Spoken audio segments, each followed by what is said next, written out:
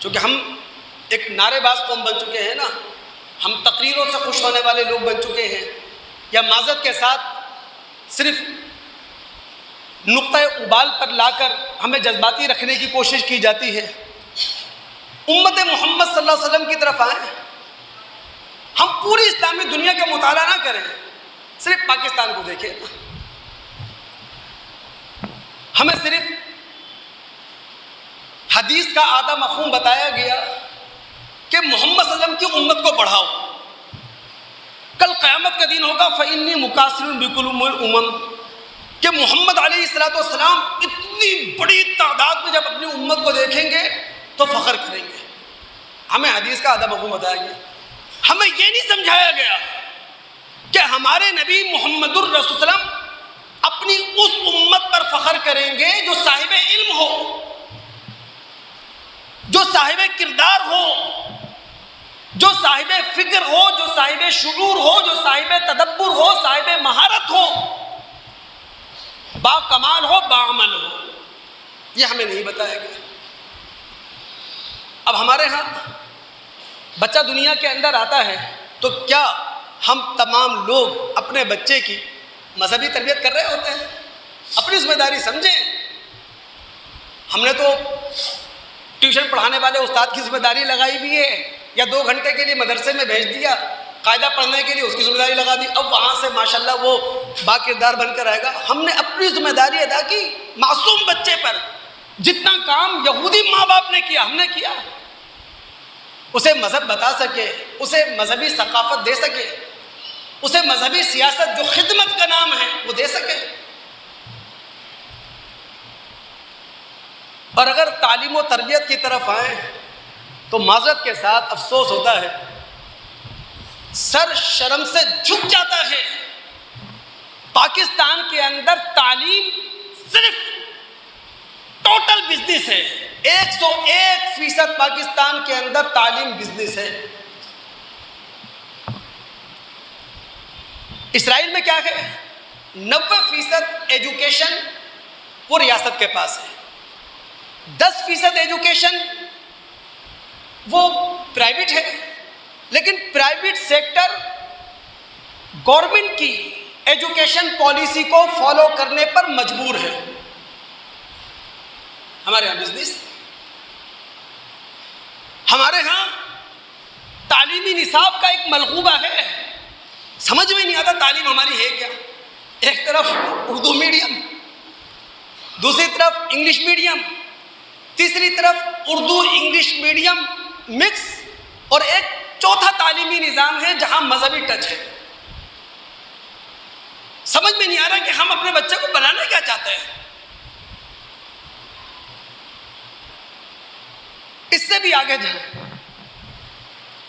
ابھی matric board کے امتحانات ہوئے نا، میٹرک کا لاسٹ پیپر بدھ کو تھا، 9 کا لاسٹ پیپر آج تھا۔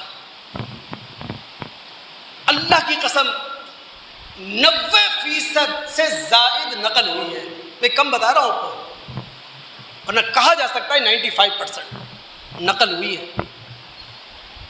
جب 95% بچوں نے میٹرک بورڈ کا امتحان دیتے ہوئے نقل کی، سینٹر بکے ہیں، سینٹر کے اندر روم اسکول کی انتظامیہ نے خریدے ہیں، بچوں نے ہزار روپے پرنسپل کو دیے ہیں 7 پیپر کے لیے۔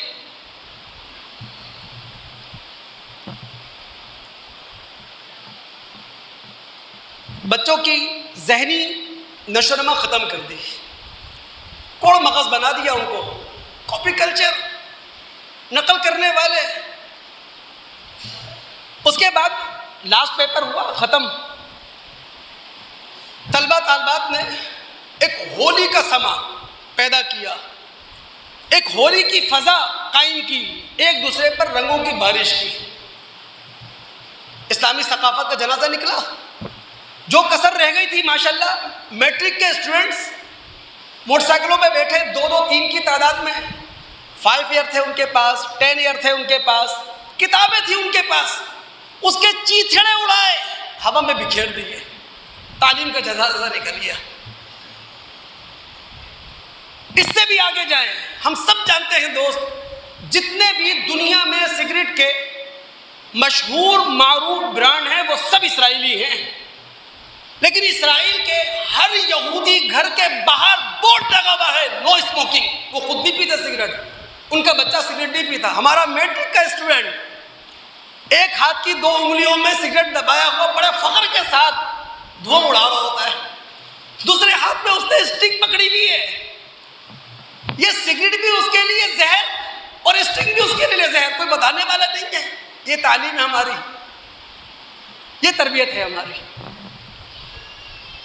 اخباری رپورٹ کے مطابق کراچی کے 350 تھانے ان کی سرپرستی میں پاؤڈر بیچا جا رہا ہے.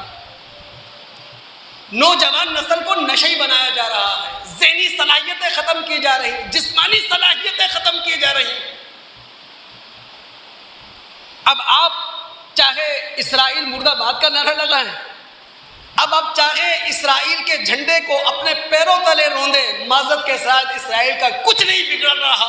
اسرائیل کا بگڑے گا اس وقت جب امت مسلمہ تعلیم کے میدان میں اترے اور تعلیم کے میدان میں چیلنج کر سکے اس کو.